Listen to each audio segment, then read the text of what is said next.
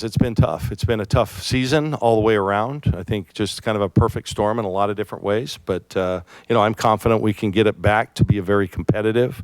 We're talking about the best conference in the country. And it was a tough year to have a team that wasn't quite up to the standards that we wanted.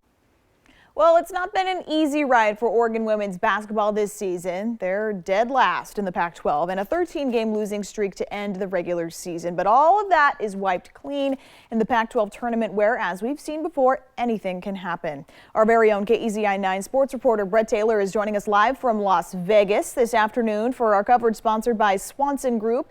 Now, Brett, set the scene for us down there. How many Oregon fans have already shown up? And most importantly, have you seen the Duck yet? Ariel, I have not seen the Duck yet. I am very much looking forward to that when he comes and shows himself. But right now, things a little bit slow here, a little bit less than 20 hours to go before we kick off potentially the final Pac-12 women's tournament we may ever see again. But I was able to talk to some other fans around the casino, some from Pullman, some from Seattle, another one from that supports Arizona State, even a couple Beaver and Duck fans on my plane flight from Eugene to Oakland. All these fans, of course, all excited for this Pac-12 tournament to get underway. But for Oregon, they're really going to need these fans to show up tomorrow when they, of course, take on, you guessed it, another top 25 team in Colorado, and a team that, of course, swept the Ducks and beat them by a combined 46 points this season. And look, it hasn't just been Colorado that Oregon has struggled with. Frankly, it's been every team in the conference so far this season. A 2-16 record in the Pac-12, tied a program worst this season,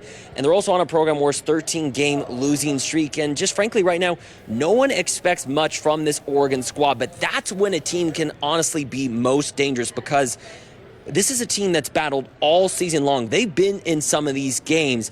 They've just not been able to close some of them out. So despite the setbacks this season, head coach Kelly Graves says that the Oregon brand of women's basketball is still alive and well. And although this may potentially be the end of the season for the Ducks here in Las Vegas, you just can't count them out. The Oregon brand is still, brand people want to be associated with, even though it's been a tough year. So we'll see. My guess is that whatever we end up doing in Vegas will be the end. And hopefully, if we get to Sunday, then we'll see what happens.